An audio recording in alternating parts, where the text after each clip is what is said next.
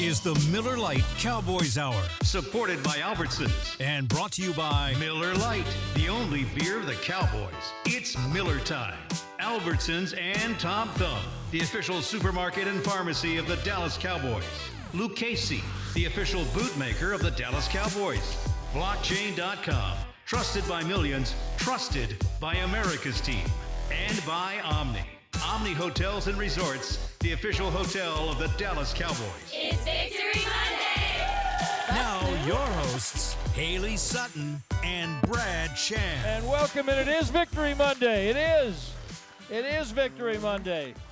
Was that an okay Victory Monday response? Yeah, that was new. I wasn't expecting No, that. well, the jingle was new, but was the response okay? Much better, yes. Much better? Much better than normal. Victory Monday, and you're out of your turkey comas, so you could respond. It's always great to see the Victory Monday fan club signage included. Nice to have you here.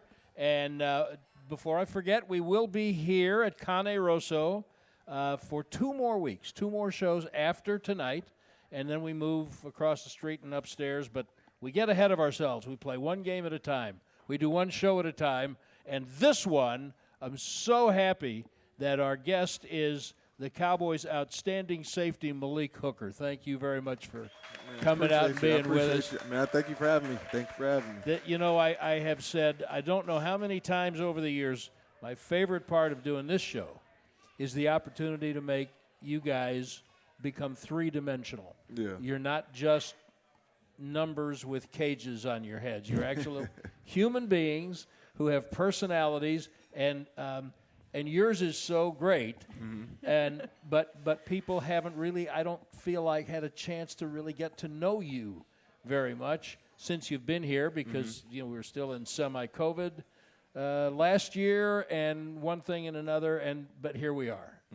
And so thank you. Thanks for coming. Yes, sir. Yes, sir. I appreciate you for having me again. So we were just talking a few minutes ago about the fact that Joe Trahan is the main booker from the Cowboys PR staff, and when he and I were talking about several weeks ago, we wanted to have Malik on, and I don't remember if we made – I don't believe that we made a special effort to do it tonight going into the game with the team that drafted you, and but for a bunch of injuries, and we'll get into all that, you'd probably still be playing for them.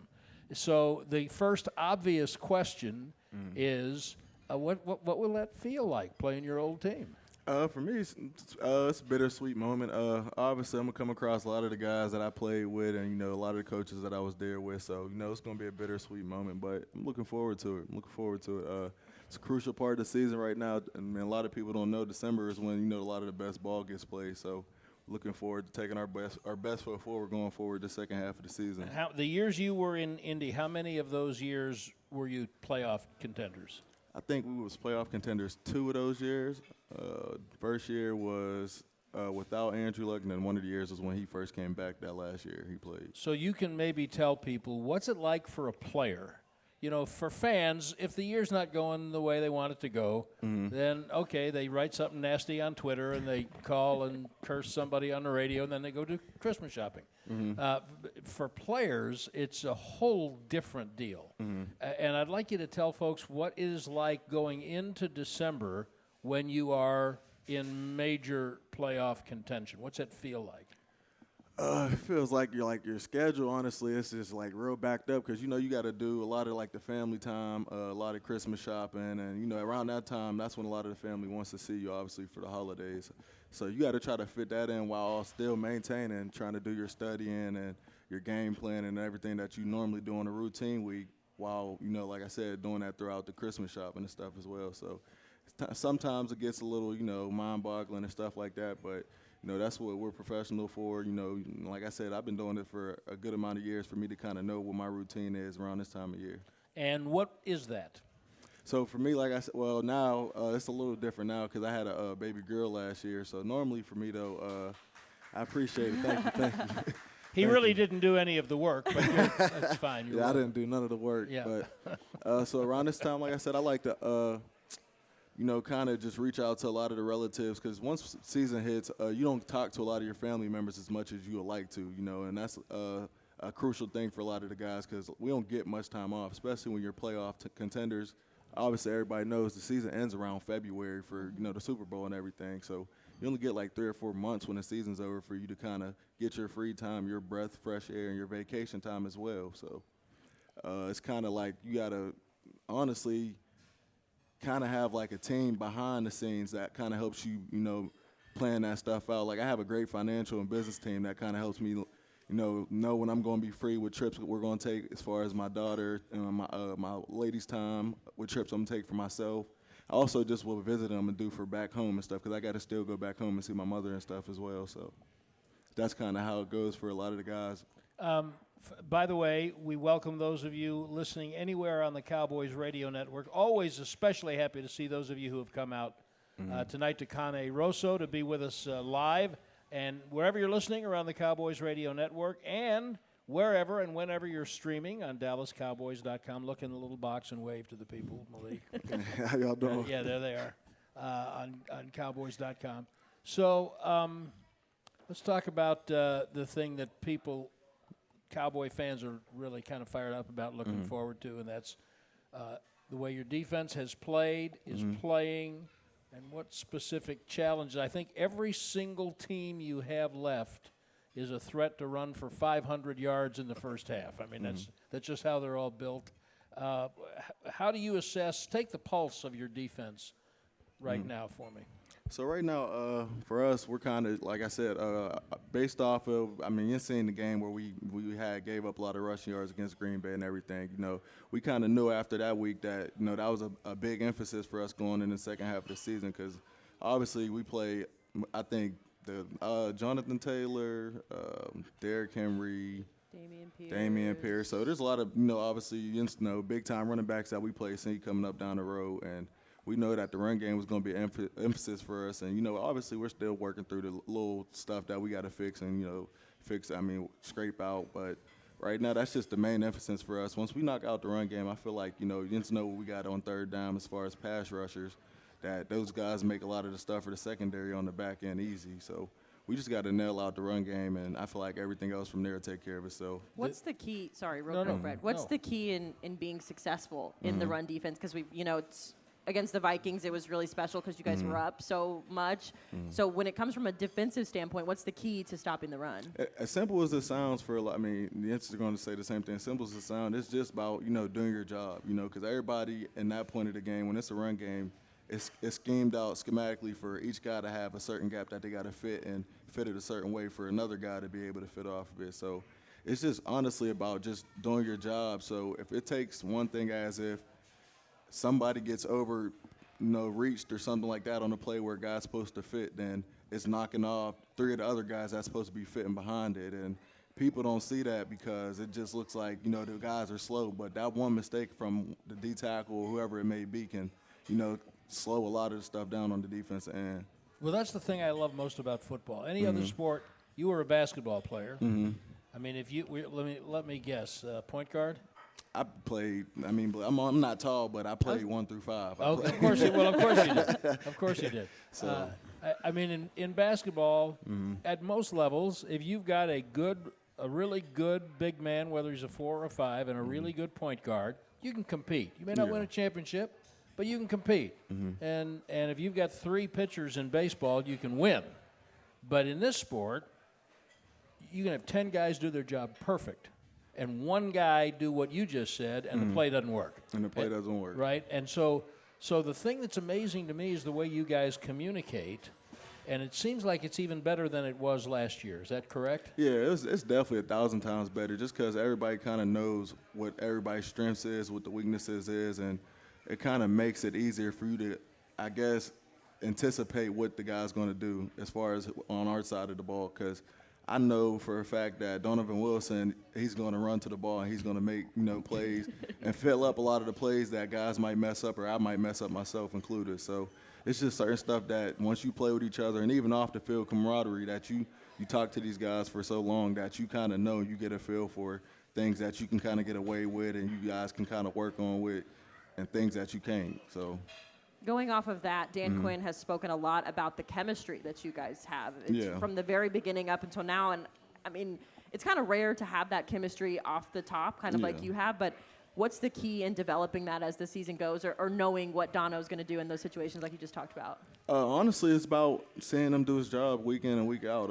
Once a guy, because I don't know if a lot of people knows how the grading scales go. So it goes like you get missed assignments and you get missed alignments based off of, depending on if you did your job correctly or if you did your job but you was aligned wrong. So when I see that he has none of them wrong every week in and week out, and I know he's going to consistently be there in his area or his spot that he's supposed to be, it makes it easier for me because then I know that I don't have to worry about trying to overplay a play to make a play for somebody else because I know he's going to be there. So like I said, as simple as it sounds, it plays a big factor because you have to have a lot of trust in knowing that that guy's going to be there for you.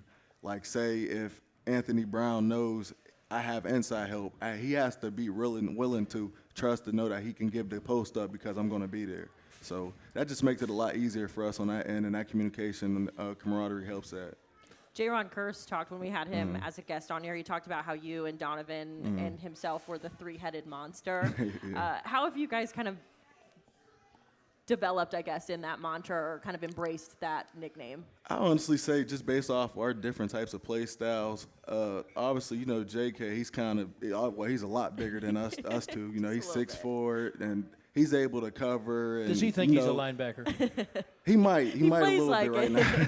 He might a little bit right now. So just that instinct of him being a lot bigger than me and Dono and a lot taller and being able to play that linebacker role gives him a little bit more freedom to be able to play certain positions on the defense as well as Donovan as well because he plays the box just as good as JK as well, and he's a little smaller. So it just that kind of put the roles to where Donovan Yensno is as the hard hitter, JK's more of the cover guy, and I'm more of the ball hawk from the interceptions and stuff that I came with when I first was brought here. So that's kind of how we developed those roles of being a three-headed monster based off of our skill sets and kind of with the defense scheme too as well. The defensive schemes help us a little bit to where, like I said, JK can be a little more free roamer in a defense, if that makes sense. So. It does. We are just getting started on getting to know Malik Hooker. We're so happy to have Malik with us this evening. We are at Cane Rosso in the Star District in Frisco, and we'll be right back on the Cowboys Hour.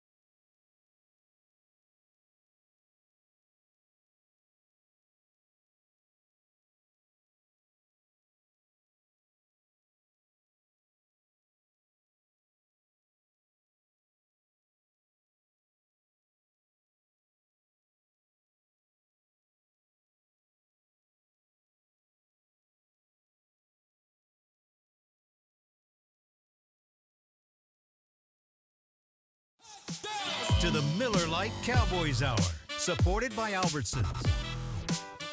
Welcome back to the Cowboys Hour, presented by Luke Casey, the official bootmaker of the Dallas Cowboys cheerleaders. We are here on Victory Monday. A month ago, you couldn't say Lucchese, Now you can't say and now cheerleaders. and it rolls off your tongue, and now you can't say cheerleaders. I got mixed up in my reads here because they're different, I so I understand. mixed it up. We went Luke Casey first, but I understand. like I said, Victory Monday. Victory Monday. I Thank gotta you. get better at that. Thank I you. gotta tee them up better. Yeah. We Well, are- they got to respond. I mean, Some of them are eating. It's hard when they've got Yeah, this guy's that's got all a right. mouthful of food. yeah. So Some of these people have talked with their mouths full before. Trust me. Trust me. that is fair. We are here with Malik Hooker. Malik, I want to kind of take you back to the beginning of our conversation that we were having. Obviously, your return to Indianapolis, you mentioned it was going to be bittersweet. But the transition period from going from one team where you're drafted, that's kind of where you found your home for a few years, to making the transition to a new team, you're learning a new defense, you're building that chemistry. Can you just talk about what that process was like for you? When I first kind of knew the process of me about to be a free agent, it was actually really stressful for myself because it's like, man, you got to pack up everything you got in whatever state you're in, and depending on, luckily at the time, not luckily, but I was hurt at the time because if you're not hurt, you can just get dropped and then picked up, and you got to just hurry up and go to that state or whatever team it is right the next day. So luckily I had time, but just the thought of, trying to readapt to a whole new team, a whole new coaching staff, a new community and stuff like that, for myself, it was going to be extremely difficult. But luckily when I got here, like I said, a lot of the community, it's funny because my first time here, the first day I went to a restaurant and ate, and that was how I knew like this was the place for me because the people that was in there, they didn't know me or nothing. I didn't say nothing about football, and just the hospitality that they gave me and how nice they were and everything like that. So I knew kind of that day that, this is kind of the place that I wanted to be and that I wanted to be here for a long term. So then after being here for a year and kind of meeting the guys and, being out in the community and doing a little bit of stuff like that, it's like, man, Dallas is a different place, like hospitality-wise, food-wise. Like, I love Dallas. My family come to love Dallas. And I should have listened to my lady because she brought it up before we got down here. What'd you say? It's funny because we Always listen to them, by the way. Always. You're right. Because she Always. wanted to move down here, and I was like, I don't know, because we had like the storm down here not too long ago. I'm like, I don't know, but I ended up getting down here still, and now it's like we might be here long term. So it all worked out in the end. I want to go back further because there are some people who have probably forgotten because we live in a very compressed time of attention span. Yeah. This man's the 15th player in the draft in his draft year 2017, right? Yeah, 2017. So you were on the championship team at Ohio I was State. there with Zeke. With Zeke, yeah. And is it true they had to separate Zeke and Bosa? Man, it might be a little true. It might Yeah, be a little okay. true. It might be a little true. And it's funny because Not because they didn't get along, but because they got along a little too much, well. Too Yeah. much. Yeah. And it's funny because a lot of the guys that's here now, like Noah Brown was my roommate when we came in the same class in 2014. So it's like life comes around full circle. All right, so you're from Pennsylvania. Mm-hmm. Why'd you not go to Penn State or Pitt? Honestly, I kind of wanted to get away from being home a little bit. I wanted to get out of trying to be homesick and stuff like that. So Columbus wasn't too far, but it was far enough for me to be away and kind of, start getting on my own 2 feet, without my mom being around. So I wanted to go there and put my, my print on there instead of having to do it like the other guys around the area, which was like Pitt and Penn State and stuff like that. So. Well, you absolutely did that, and that's how you got to be the second safety pick. Jamal Adams was ahead of you. Yeah. And the 15th pick in the draft. And so we were talking about this before we went on the air. When you are the 15th pick in the draft, Yeah. you probably think, okay, I'm in Indianapolis. They picked me 15th. I'm going to be here for the rest of my life, didn't you? It's definitely the first thought you think of because it's like you have so many expectations and the expectations that are, supposed to be of you. So it's like you want to hit those expectations, those goals, and those accomplishments that are set for you. And, for you not to do it or you not to, at least at the time, be on the way to doing so, it can be difficult for some guys. So one of the things that there are so many great stories on any team. Haley, you played There are great stories on every soccer I played team. soccer. I want to clear Not that up. football, yeah. But you were, I played the other football. but you played on a championship college soccer team. Go Mean Green. So there are great stories on every team, good and bad. When you win a championship or contend for one, those stories get told. You're one of the reasons I hope this team has a nice long run, because I think that the stories of how the injuries from which you've come back, injuries plural, Yes, sir. to put yourself in this position to be a starter and a leader on a championship caliber defense, that's a tremendous example for young kids, and it really can be in any walk of life. So I'm trying to get a list here. When was the first time you got hurt?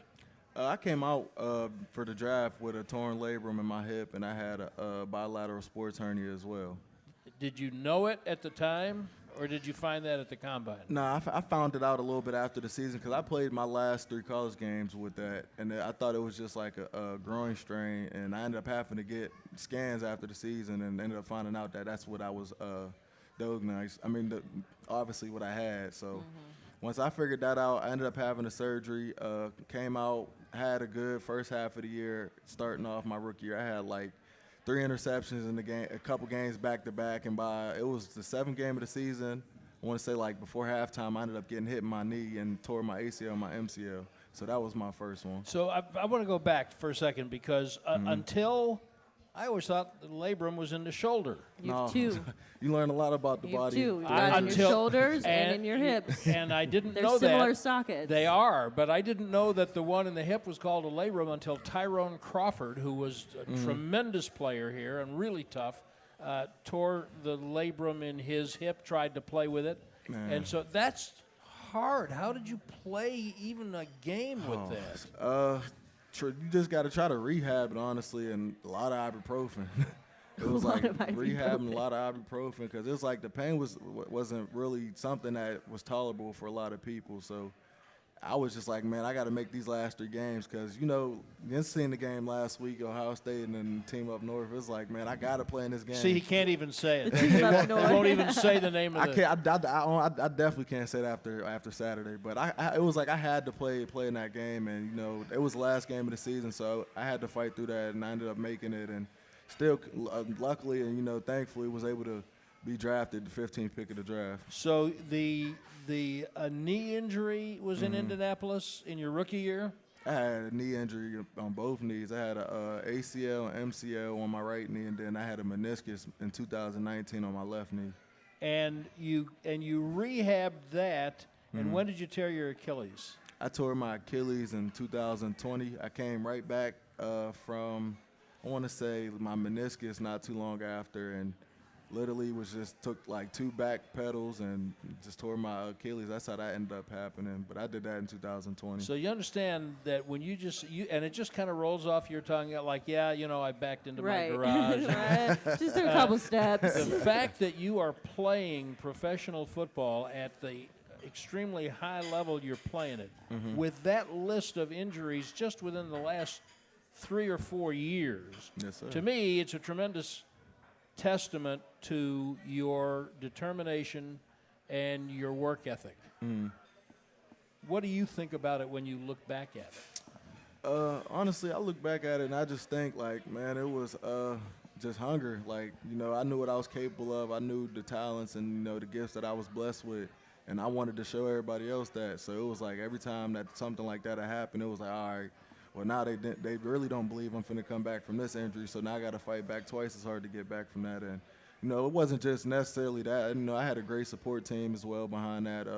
Even some of the guys from the Colts I still was talking to, and they was, pointing me in directions as far as my rehab and stuff like that. So it was like I had a great support system, resilient, and, like I said, I just kept my, my head down and believed in my faith and knew what I wanted to accomplish, and that's what really got it done for me. So is that the motivation that kind of keeps you going now, that same kind of I'll prove you wrong type mentality? Yeah, it's like now for me, like it's like I've been in worse positions. Like you said, that list of injuries, a lot of the guys, that they don't come back from that. So They don't come back from one of those. I've done it for the major injuries that a lot of people don't come back from. Like I said, I had the Achilles and I had the ACL, and people don't come back from that. And the hip labrum. Let's not forget that. So it's like now for me, like anything else is small. Like I ain't got nothing else really in my mind. I look at it as I don't got nothing else that can be harmed in that way. You know, I've done all my bad karma, whatever you want to call it, as far as that, my bad juju. I got it all out. So now, you know, I just go out there with a clean mind, clean heart, and you know, I know what it took back to get me here. You signed. I'm sorry, Haley. Nope, You go ahead. signed just before training camp last year. Mm-hmm. At what point after that? Because I know you were confident, but you got to prove to yourself because you know what you are when you're not hurt. Yeah. When did you realize, okay, I really am back, and now I'm fixing to show folks who Malik Hooker is? It's kind of like, I'll say two things. When you make a play, when you finally make a play in practice, believe it or not, when you come back from that injury and you getting the guys coming, they're jumping on you, stuff like that, that kind of is a welcome moment, like, all right, I'm back from an injury. And, you know, just seeing certain bursts and stuff that you've seen from yourself before, once you get to, because you'll know your body and stuff like that. Once you've been through so many injuries and stuff like that, like I said, you learn the body, you start to realize and notice stuff that ain't right, you know, so. Once it came down to that, I already knew that I forgot what I was about to say. I'm sorry. When did you know you were back to being all of Malik Hooker? So once it came back to me kind of knowing that I was going to be fully back was like I said, once I seen the plays of me bursting on the field and the plays that I made, that was when I kind of knew that I was going to be back. Now that we've gone through the laundry list of all the injuries you've been through, how does your approach change when it comes to that prehab? I think J-Ron Curse was the one that talked about the importance of that, but just your approach in that. And it's crazy because I used to go off a saying. I used to be like, cheetahs don't stretch. You know, when you're young, I used to say that I was You're young. a cheetah. And I used to like, man, I'm a cheetah. I'm going to just wake up. I ain't got to stretch. I'm able to just get out there and run. But the older you get, you really start to realize, like man, I got to. So it's like now, like I got to go My through. friend, you have no idea. So it's like now I got to go through like a whole process of like warming up in the hot tub and getting stretched out before I even get a stretch on the field. So, you know, that's kind of, you know, the thing that I notice more about myself now. You know, I take that a little more seriously than I did when I was younger because, you know, you had that mindset, I'm be young forever, and then the injuries happen. You're like, I ain't Superman now. You know? Your body says, ha, You know, ha, ha. so. You now see why we were so anxious to have Malik Hooker here this evening. We will have your questions for those of you who are here at Cane Rosso for Malik a little bit later in the program. But first, we're going to take one more break, and we'll be right back on the Cowboys Hour.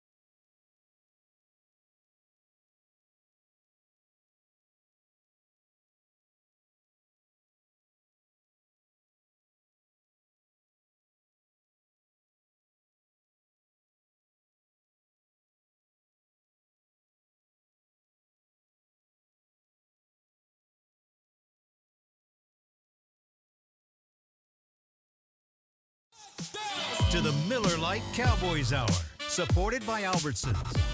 Welcome back to the Cowboys Hour, presented by Albertsons. When it comes time to shop for tailgate favorites, go to Albertsons and Tom Thumb.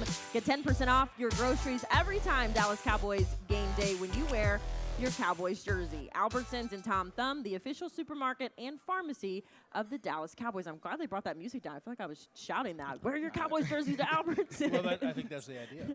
Perfect. We are joined here with Malik Hooker. We've been talking football, injuries. And Malik, one thing I wanted to ask you, and I'm glad that you brought it up when we were talking about your injuries. You mentioned the support that you had in getting through that, and that was helpful. Just talk to me about family, how important that is to you, how important your family has been to you in this journey up until this point. Yeah, so, once I'll say, like, from the recruiting process, once you go through a process, for me, my mother, she was like my agent, I guess you could say.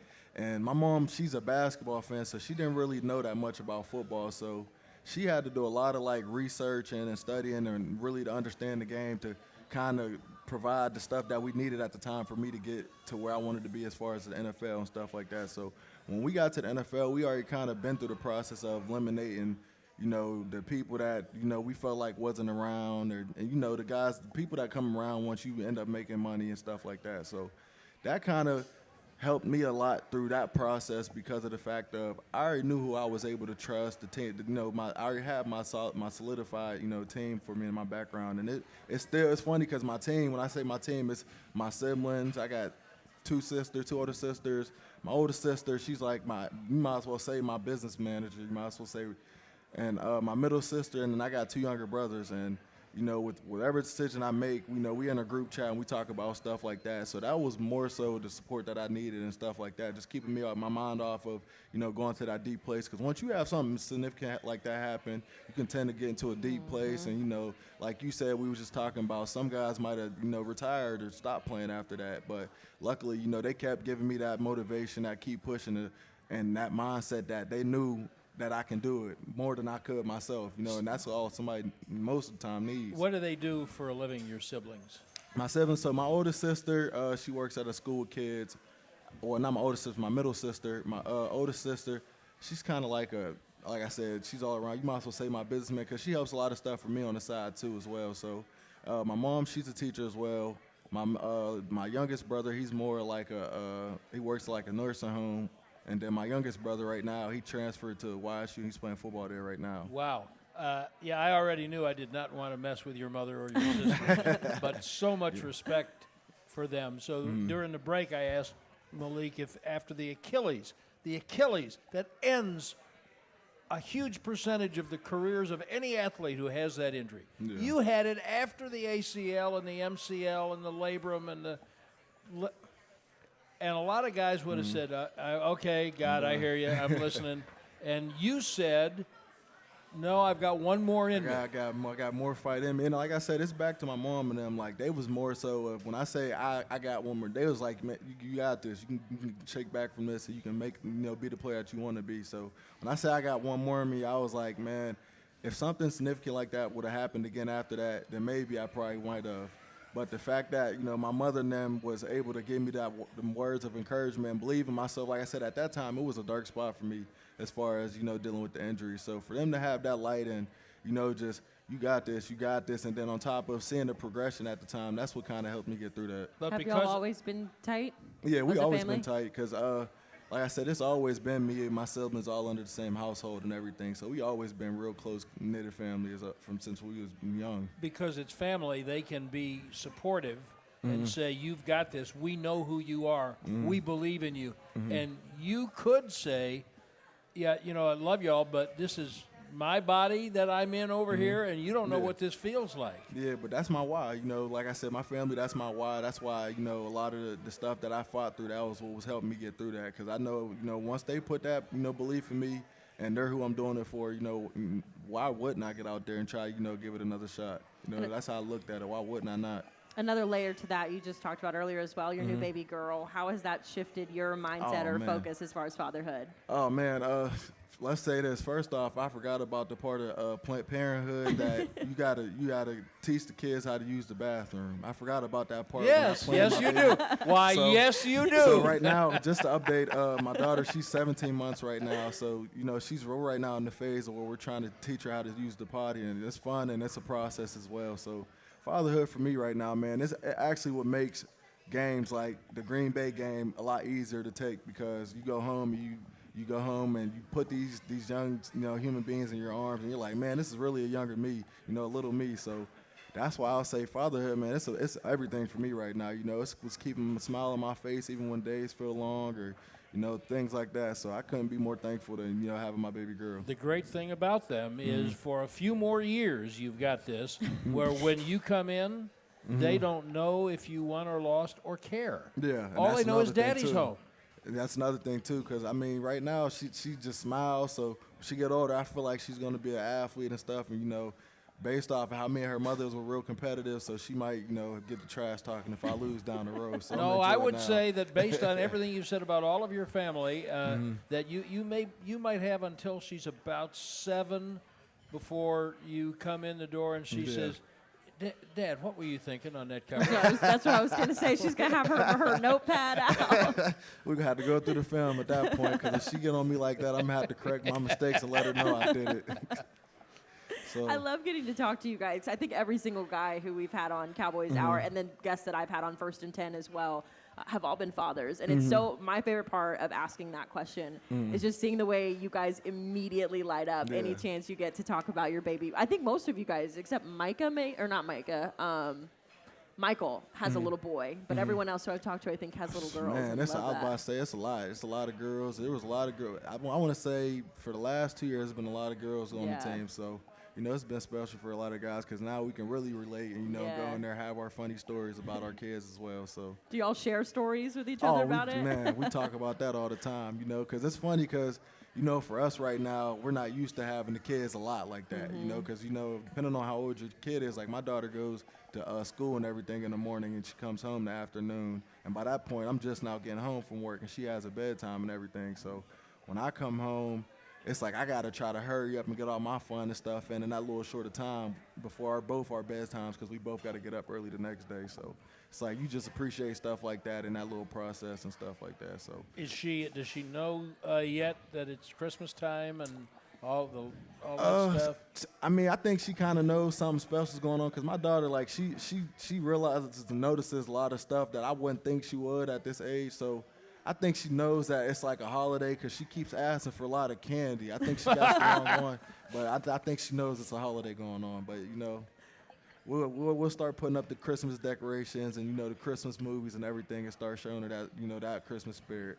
What's been your favorite moment of fatherhood so far?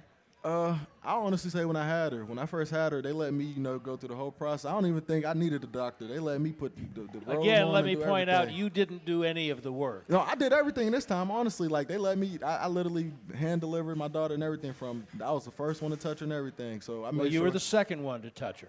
Well, other than her mother. Yeah, thank you. Thank you, yes. They love so. Yes. So for me, that was the main thing for me. I knew that was going to be the most special thing for me, because, like I said, as far as fatherhood, I knew that this was like planned out from A to Z as far as with me and my lady. So it made it that much more special, and I wanted that special moment to be the best one. Sam, when I asked Sam that same question, he said something along the same lines, but he goes, yeah, when he came out, it was weird for me. See, no, I was cool because I already prepped myself for it. I had seen a couple videos, stuff like that. So when the time came, I was pretty calm when the time came, and it wasn't that bad. All right. Before we have to take our next break, Haley was asking you about bowling before we were on the air. Talk to him about that, because that sounded good. Seems it's so interesting, the things that you guys are interested in outside of the field. Bowling has been the reoccurring theme. J-Ron Kurst told us he has 5 custom bowling balls. At least 5. You mentioned Micah has custom bowling balls. So what is it with bowling and the Cowboys? I don't know. I feel like, when it hits a certain point, in the off season, when we're not playing football, we all think we're professionals in every other sport. Sure. So, the past off season, we had professional cornhole players, professional bowling. So right now I feel like bowling's the sport where we know that we can kind of be good, obviously, because we have strength and we can kind of throw the ball accurately.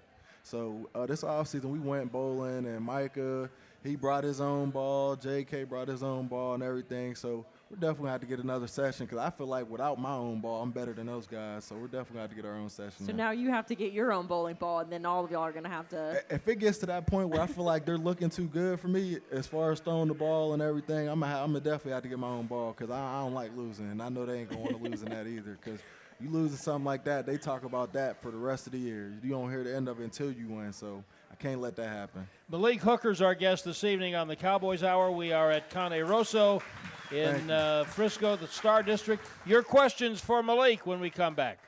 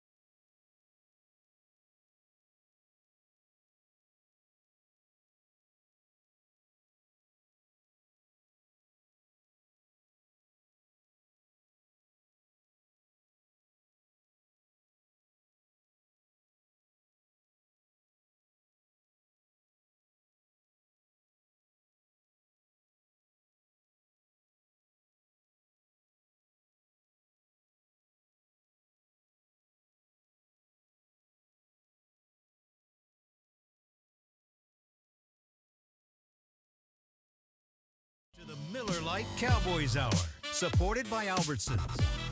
We are back here at Cane Rosso for Cowboys Hour, presented by Papa John's. Better ingredients, better pizza. Papa John's, the official pizza of the Dallas Cowboys. I'm sorry. Can I interrupt you for a moment? I Oh, just gosh. noticed your jacket. Isn't it great? This is you. I'm stylish. If you are not following I'm stylish. Haley on Twitter and Instagram, Yeah. then you should, because you are Yeah, stylish. this is nice. This is actually shout out to you, because you told me I never wear any Cowboy stuff. So this is my jacket. This is a very slick jacket. It's got this cool doomsday patch on the inside too. So shout out to my boyfriend Marcel for buying this for me. Okay. But yeah, it's good. It's warm. I was told I don't wear enough Cowboys gear, so. Are you a what once was known as a clothes horse? Are you big into clothing? No. If I could, I would wear sweats every day. My man. If I could. I would wear, J-Ron, I found out last year. Oh man. He thinks he is GQ. Oh man. Listen. J-Ron does dress nice though. I ain't gonna lie. I ain't gonna lie. He definitely he can definitely dress. I mean, some of the stuff that he wears, I wouldn't be able to pull it off myself personally, but I feel like JK, he definitely has his own style. That's What's something you've seen him wear that you would not even try to wear? Man, I don't know. I can't even go to think of something that he maybe what he wore the last home game. I was gonna say the sweater. Was it the sweater? sweater? I could do the sweater, but the rest of the fit, like I ain't that stylish for me to pull that off. Like that's him. JK, he can pull that off like that. J-Ron is much more like his fashion's not He's like more trendy outspoken. fashion. It's very much like what you would see on like New York Fashion Yeah, Week. Like yeah. it's very that niche of like designer fashion versus like I think Dak has good fashion, but he's very much more like buttoned up fashion. Zeke I think is a little trendy. Yeah, I'm more just all I need is some sweatpants and a sweatshirt. And CD I'm okay. is very trendy. CD I think is like a blend of trend and designer. I am a total Malik Hooker guy. I would more so I like sneakers more so. Like I'm more in the That's shoes. fair. How many pairs? I used to have a bunch. I'm actually not that bad now. I probably got like 40 pair right now. But before I had gave a lot away because I had so many. It was starting to overfill my closet. I was probably at like 70 pair, and I was still incoming. Like I would have boxes of shoes and stuff. But I mean, I'm more so now. Like I'm into just more so. I don't even want to say sneakers. It's more so the color frame of the sneakers. Like, Sure. I like the color frame. How many of them are still in boxes that have never met your feet? Ooh, Oh, I don't like that about answer. 30 of them. I don't like that. Out of 40.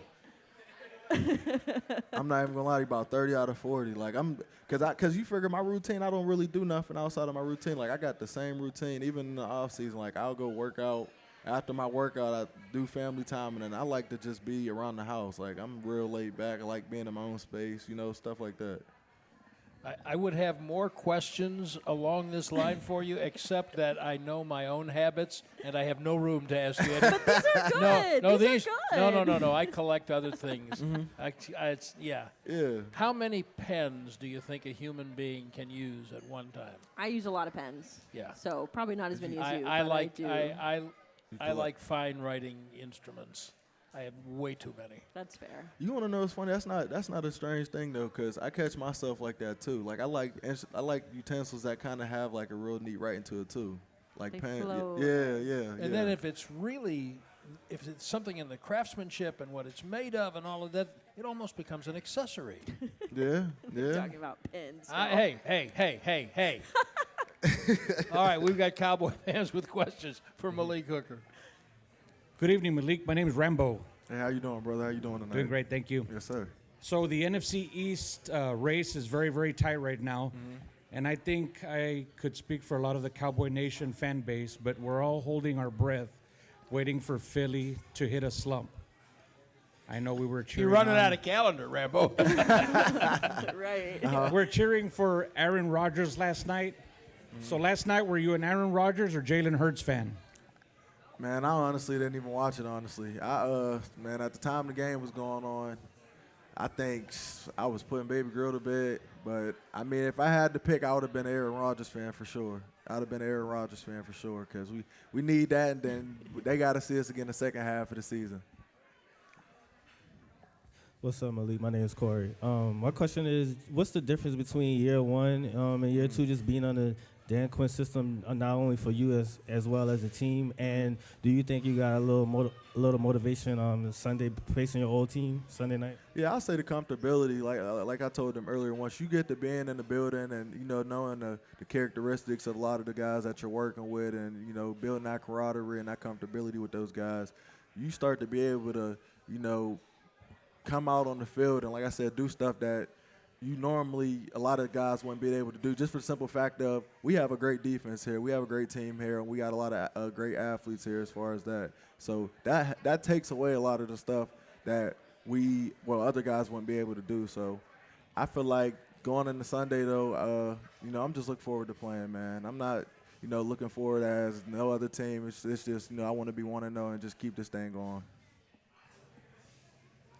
My name's Tanner. Go Cowboys. Go My Cowboys. question is the intensity playing in the NFL versus playing in a championship game. Which one is more intense when you play? Say it again. I didn't hear you say it again. When you play in the regular NFL game, what was more intense than playing in your championship game? My championship game in college, or Yes. Yes, in college. I'll probably say the NFL because I mean, obviously, you know, like fans know you're grown and you know you're an adult, so they don't hold back from you in the NFL. But in college, you know, you don't get as bad. You might get a couple fans that you know have a little bad mouth here and there, but it's not as bad as that. So I'll say more so that. So Even in Columbus?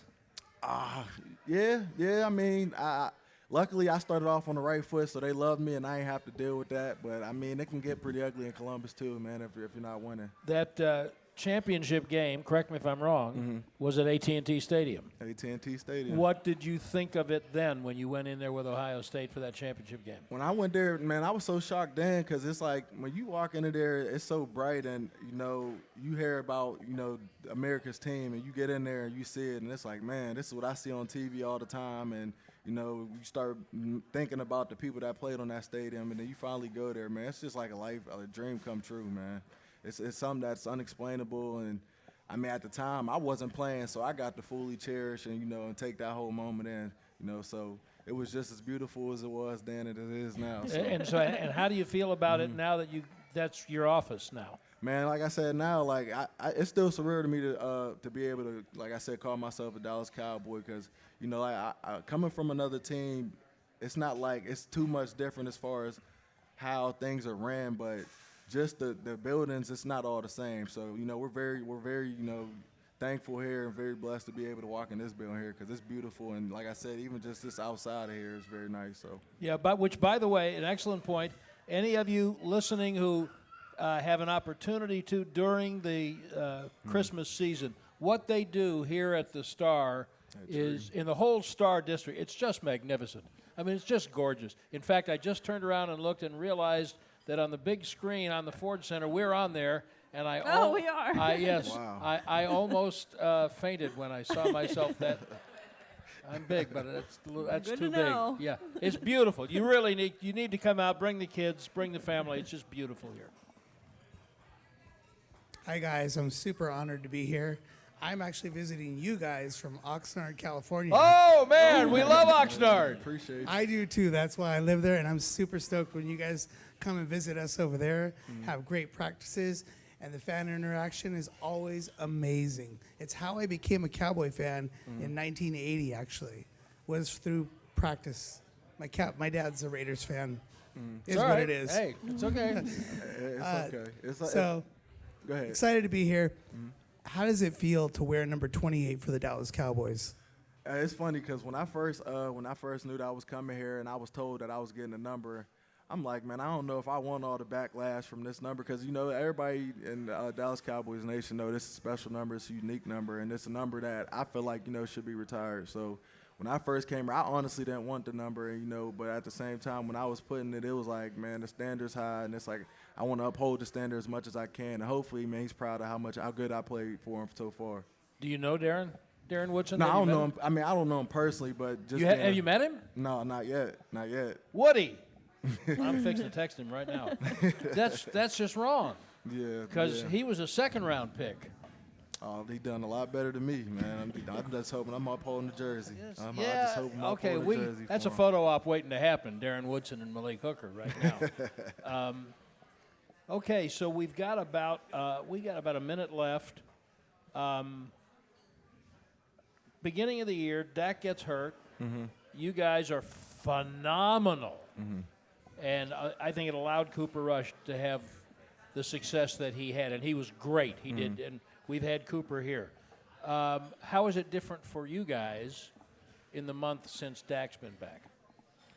Honestly, it honestly ain't been no different. We still prepared the same way as if, you know, Dak wouldn't be out there because at the end of the day, you know, we feel like if we uphold our end of the game, I mean, on our side of the ball as far as not letting the team score, then, you know, it's easy for the offense because all they got to do is, you know, score. So whether Dak's out there or not, we just always had the same mentality that we wanted to be the most dominant team in the NFL. And, we're still working towards that. And right now, I feel like, we're pretty on pace for it, based off of the steps we've been taking these last couple weeks. What's the biggest lesson that you've learned about yourself throughout this 5-6 year process? Adversity, man. You got to be able to handle it. You got to take your wins with your losses because they're definitely going to happen. Whether it's on the field or off the field, plays are going to happen. Guys get paid just like I do, so I know plays are going to be made on me. I know I'm going to make plays, so I got to be able to stay pretty much complacent when I make the plays or if I don't make the plays. I'm getting you together with Darren Woodson. That's my mission now. I'm going to try to make it happen this week. Thank Malik Hooker for being with us. Thank you. Really appreciate you coming, man. You guys. Thank you. Thanks for being here on Victory Monday, and we'll see you next week right here at this same time on the Cowboys Hour. This has been a production of DallasCowboys.com and the Dallas Cowboys Football Club. How about this, Cowboys?